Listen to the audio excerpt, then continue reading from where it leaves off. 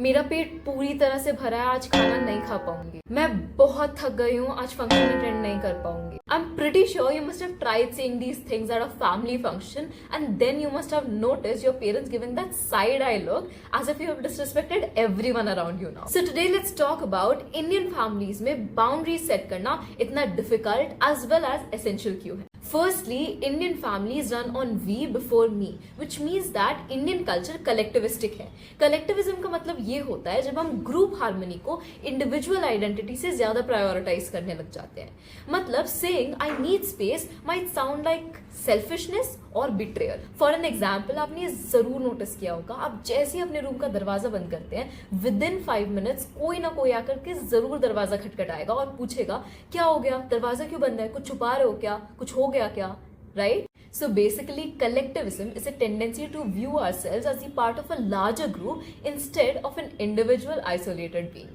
Secondly, we have enmeshment. आपने notice किया होगा कैसे आपके लाइफ के सारे मेजर डिसीजंस, जैसे आपका क्या करियर होना चाहिए, आपको कौन सी सब्जेक्ट पढ़नी चाहिए, कौन आपके दोस्त होने चाहिए, सब कुछ आपकी फैमिली का डिस्कशन बन जाता है, राइट? साइकोलॉजी में इसे एमनेशमेंट कहते हैं, जब आपके और आपके फैमिली के बीच की जो बाउंड्रीज होती हैं वो पूरी तरह से ब्लर हो जाती हैं। This can lead to extreme emotional closeness as well as a loss of individual identity and autonomy. Thirdly, we have conditioning of guilt and respect. बचपन से ही हमें ये सिखाया जाता है कि अच्छे बच्चे वो होते हैं जो अपनी बड़ों की सारी बातें मानते हैं। तो जैसे ही आप अपनी नीड्स को प्रायोरिटाइज करने लग जाते हो वैसे ही आपके अंदर गिल्ट ट्रिगर हो जाता है।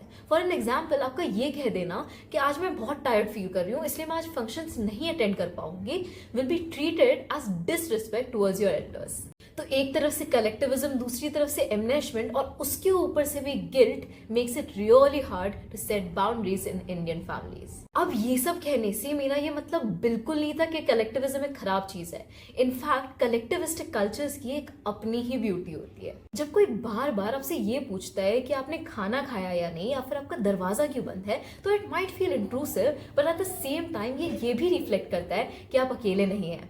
In fact people around you care enough to check in. या फिर जब आपकी छोटी सी छोटी खुशी को मिलकर सब सेलिब्रेट करते हैं, जैसे आपके एग्जाम्स में अच्छे नंबर आ जाना, या फिर आपकी इंटर्नशिप लग जाना, या फिर आपकी जॉब लग जाना। That creates the Joy of belongingness in you, जब आपकी खुशी सिर्फ आपकी नहीं बल्कि सबकी बन जाती है। और जैसे ही आपकी लाइफ में कोई बहुत बड़ी प्रॉब्लम आ जाती है, आपके पास हमेशा एक सेफ्टी नेट होता है। Families act like band aids against stress. But here's the twist, आप इस कल्चरल ब्यूटी को भी तभी फुल्ली एंजॉय कर पाएंगे जब आपके आसपास वाले लोग आपकी मेंटल स्पेस की रिस्पेक्ट करेंगे।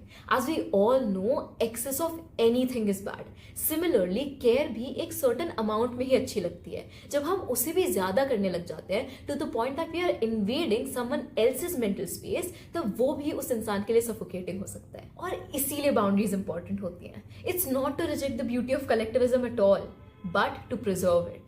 Think of it as a garden. जब हम गार्डन में भी प्लांट्स लगाते हैं तो उनके बीच में थोड़ा स्पेस देते हैं, राइट, ताकि प्लांट्स एक दूसरे को क्रश ना करते हैं। सिमिलरली हम अपने लव्ड वंस को भी स्पेस देते हैं ताकि वो इंडिविजुअली भी ग्रो कर पाए। सो बाउंड्रीज आपके कल्चर को तोड़ती नहीं है, रादर वो उसको सस्टेनेबल बनाती है। अब सवाल ये है कि अगर कलेक्टिविज्म इतना केयरिंग और ब्यूटीफुल ही है तो हमें बाउंड्रीज की जरूरत ही क्यों है? सिंपली बिकॉज लव भी स्पेस मांगती है। अगर आप हमेशा हाँ बोलते रहोगे तो बर्नआउट और रिसेंटमेंट आना बहुत नेचुरल है। अगर आप अपनी जरूरतों को हमेशा दबाते रहोगे तो ना ही आप खुद को खुश रख पाओगे, ना ही अपने लव्ड वंस को रख पाओगे। साइकोलॉजी में एक कॉन्सेप्ट होता है जिसे हम ऑटोनॉमी कहते हैं, विच इज बेसिकली अपनी लाइफ पर अपना कंट्रोल फील करना।